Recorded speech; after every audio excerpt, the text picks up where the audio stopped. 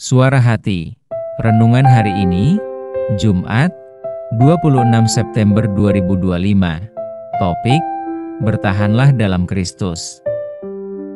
Dan jangan lupa saudaraku, untuk membagikan renungan ini kepada orang lain, agar mereka juga mendapatkan kekuatan rohani di dalam Tuhan. Kiranya saudara diberkati oleh Tuhan kita.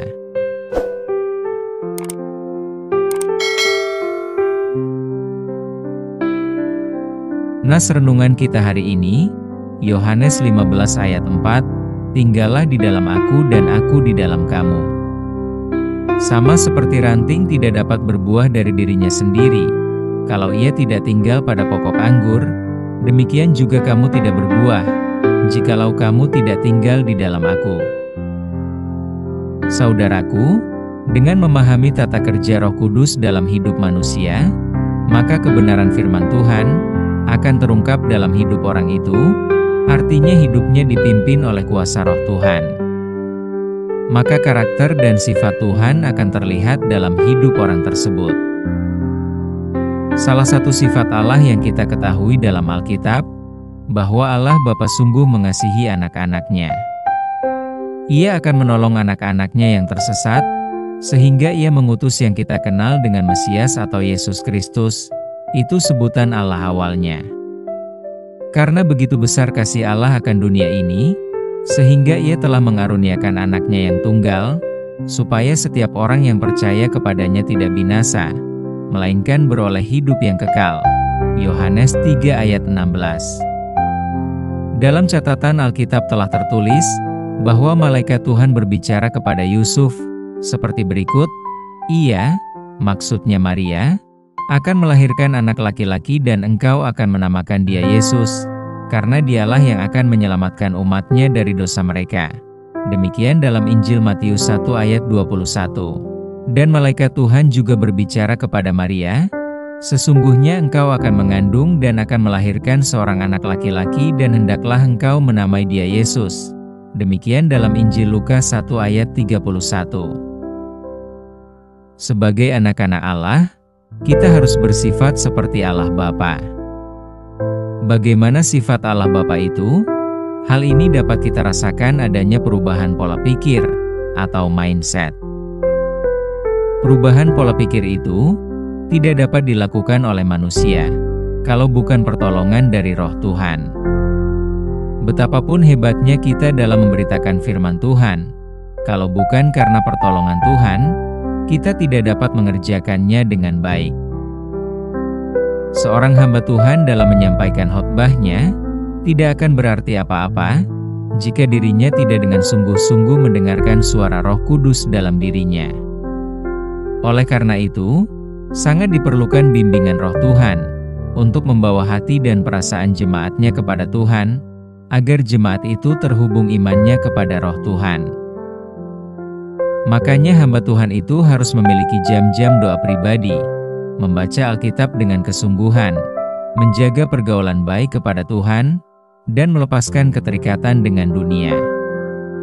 Artinya, perilaku hidup harus berfokus dan terarah pada pertumbuhan iman.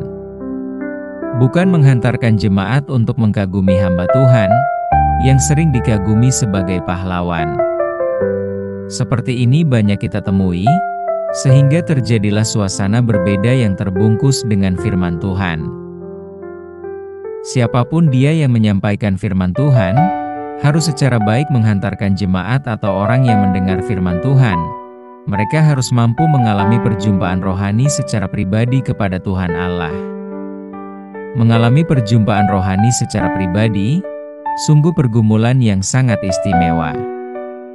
Seperti yang diamali Maria, ketika berjumpa dengan malaikat Tuhan, atas rencana Allah Bapa dalam dirinya yang akan melahirkan Yesus Kristus.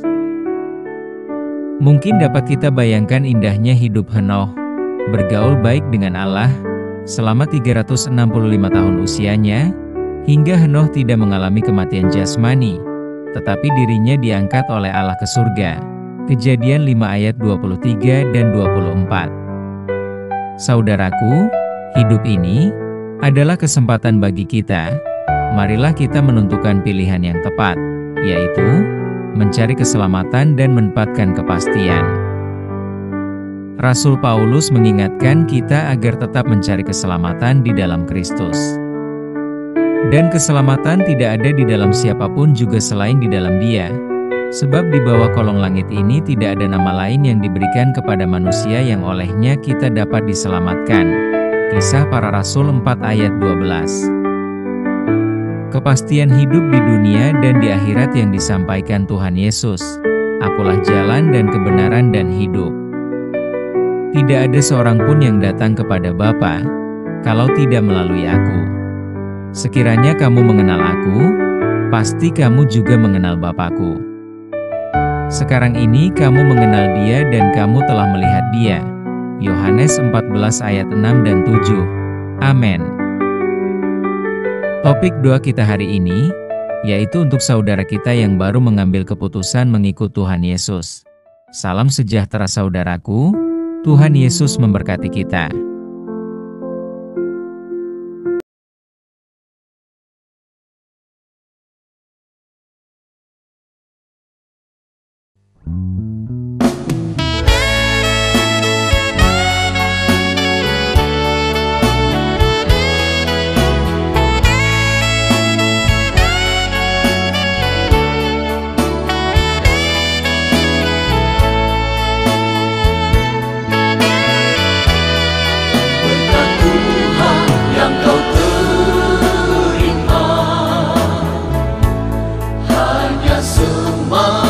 Kasih